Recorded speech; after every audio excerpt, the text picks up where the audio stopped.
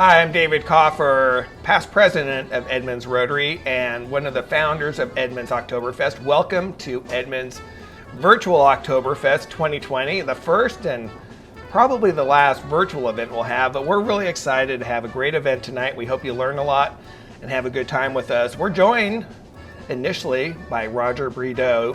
Roger is a beer enthusiast to the max. He helped us last year with our beer tasting contest that we had. We're here today at Gallagher's Where You Brew. Gallagher's actually was the winner of the German category with their Oktoberfest beer, which you can pick up here at Gallagher's, of course. Roger has a great background in craft brew. He's got some great things to teach us about the background of Oktoberfest and beer tasting. Roger, I'm going to let you take it from here. So thanks again for joining us. Thank you. It's my pleasure to be here to share with you some information about Oktoberfest. We are going to have a couple sections that we'll share with you today. This first section will talk a little bit about the history of Oktoberfest, what it means. You all have heard about the Bavaria area of Germany. Well, about 150 years ago, there was a Bohemian region of Germany, Czechoslovakia, and Austria. And in that region is where Pilsen beers, lager beers that make Pilsners, were first done in the Czechoslovakian side. And the Germans were able to capture some of that same lager yeast in the 1840s and 50s. And around 1880, they started what was the initial Oktoberfest celebrations. And that included a beer called Helles. And Helles in German means bright. So it's a bright Pilsner light lager. And those were the original Oktoberfest beers. Unfortunately, about 2 decades after that, in the 1880s, 1890s, they ran into some trouble in that some of the beer they had made in the summertime was not really suitable for October tasting, or September tasting as it is now in Germany. And what they decided to do, because they're very proud with their beer laws, they decided to begin to make their Oktoberfest beers in Marzen, in March. And so a lot of those Marzen beers are what you will see today when you go to the store or go to the brew pub or a brewery and order an Oktoberfest. It's actually a Marzen beer. And because of the longevity of March till September, many of those beers have malt. So all of a sudden now the Pilsner beer, it's still a lager called a Marzen, but it has a little bit more of a malty flavor.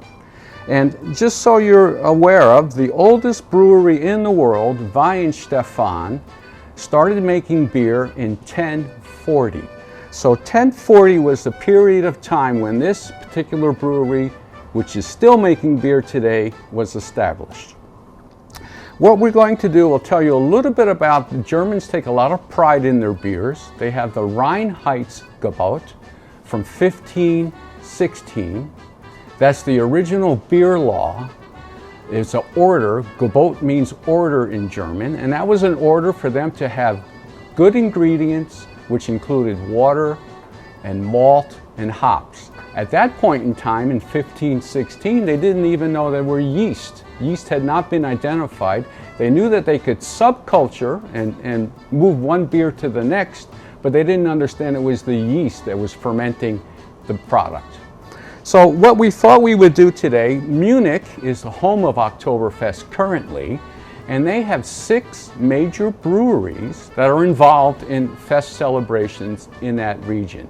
Hofbrau, Spaten, Weihenstephan, Lowenbrau. These are names you've heard of probably if you are familiar with some of the German beers. Eyinger makes a wonderful Oktoberfest. But before we start sampling beer a little bit later, what I thought we would do is to share with you some of the other German beers. And of course there's Pilsner. Pilsner is the light lager beer.